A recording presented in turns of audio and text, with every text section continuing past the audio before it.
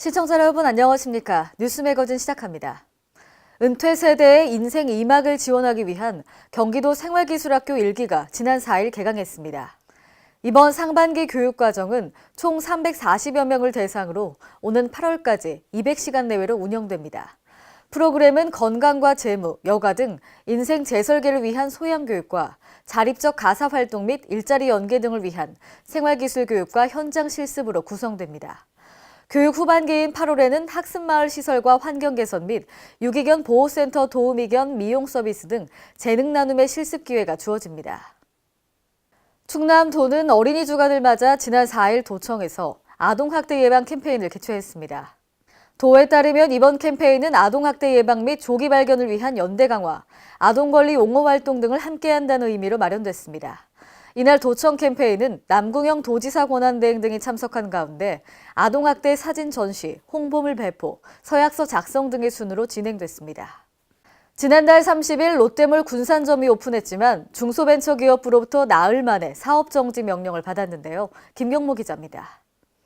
지난달 전북 군산시의 대형 쇼핑몰인 롯데몰이 개점하면서 지역 상권 상생 방안을 놓고 당국의 고민이 깊어지고 있습니다.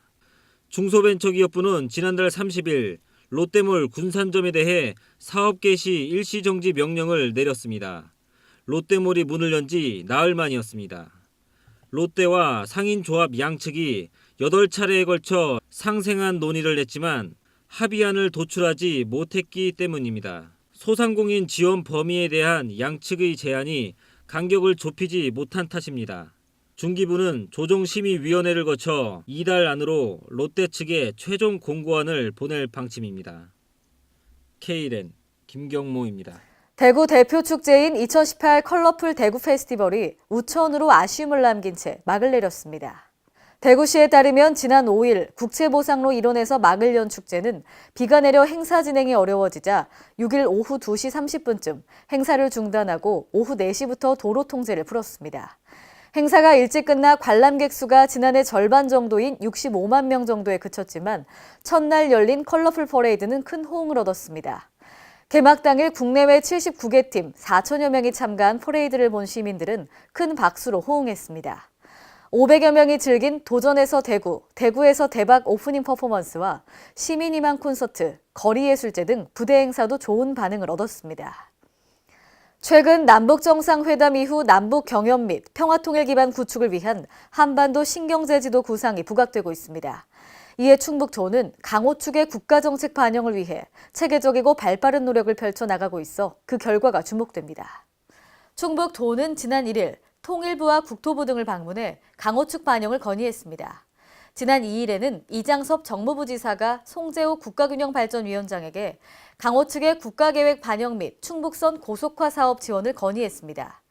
송재호 위원장은 건의 내용에 공감을 표하며 국가균형발전 5개년 계획에 강호 측이 반영될 수 있도록 적극 노력하겠다고 약속했습니다.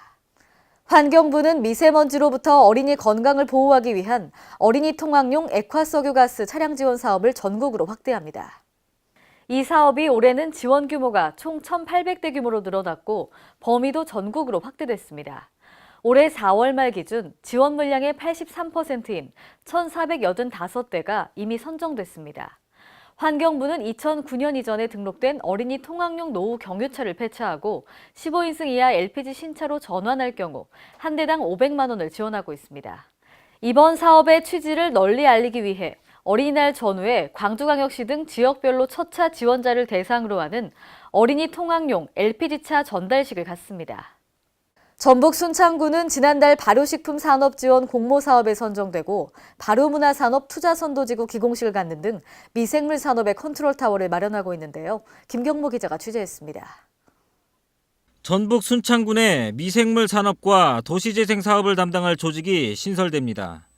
순창군의회는 30일 미생물 산업 사업소와 도시재생계를 신설하는 것을 골자로 한 행정기구 설치 조례 일부 개정 조례안을 의결했습니다. 미생물 산업사업소 신설은 순창군이 새로운 전략 산업으로 꼽은 발효 미생물 산업 기반 구축에 따른 행정 수요를 전담하기 위한 것입니다. 안전건설과 산하 도시재생계는 정부가 중점적으로 추진하는 뉴딜 사업의 선제적 대응을 위해 만들어집니다. 순창구는 새로 설치될 행정기구를 통해 미생물 관련 사업과 도시재생 사업의 효율적인 업무 추진이 이루어질 것으로 기대하고 있습니다. Kren 김경모입니다. 오늘의 간추린 뉴스입니다. 어린이들이 즐겨 찾는 어린이 음료 전 제품이 산성 성분을 띠고 있어 과다 섭취할 경우 치아에 영향을 줄 수 있는 것으로 나타났습니다. 소비자원에 따르면 당류 함량이 24g인 제품을 한 병 마실 경우 6세에서 8세 여자아이가 식품을 통한 일일 당류 섭취 기준량의 64%에 이르고 2병 이상을 마시면 기준량을 초과하게 되는데요. 이에 한국소비자원은 표시 개선이 필요한 해당 업체에 시정을 권고했고요. 동업체는 권고를 수용해 영양 성분 표시를 자율적으로 개선키로 했습니다. 인천시는 스마트폰 안심 애플리케이션 안심인 개발을 마치고 대시민 서비스를 개시합니다. 안심인은 인천 시민이면 누구나 이용 가능하고요. 특히 여성과 아동 등에게 유용한 기능을 갖췄는데요. 안심인은 지자체 CCTV 통합 관제센터와 연계한 범죄 예방 서비스 앱으로 긴급 도움 요청 클릭 시 인적 사항 및 위치가 전송되고요. 사용자 주변 CCTV가 표출됩니다. 또 관제센터 모니터링 요원이 상황 파악 후 경찰 출동 요청 등의 조치를 취하게 됩니다. 전라남도 여수시는 아스콘 포장 훼손이 심한 도로를 재포장해 그동안 불편을 겪었던 시민과 관광객들에게 원활한 차량 운행을 제공키로 했습니다. 이를 위해 여수시는 사업비 52억 원을 투입해 구간 재포장을 추진하는데요. 여수시는 노후 정도가 심한 만흥 삼거리에서 해양경찰교육원 구간 등 6개 노선은 6월 말까지 재포장을 완료할 계획입니다. 서울시가 6월 1일에서 7월 13일까지 2018년 서울시 좋은 간판 공모전을 진행합니다. 시는 기존에 설치된 간판 중 우수 간판 디자인을 발굴하고 서울 시내 5개 광고물의 수준을 향상시키는 것을 목적으로 개최하는데요. 공모 분야는 좋은 간판 부문, 창작 간판 부문, 간판 개선 지역 부문 등 3개 분야입니다. 부문별 대상 수상자에게는 상금 300만 원과 상패 및 상장이 주어집니다.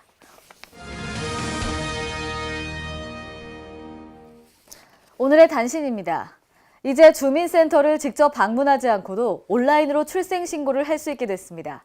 단 온라인 출생신고에 참여하는 전국 18개 병원에서 출생한 아이에 한해서인데요.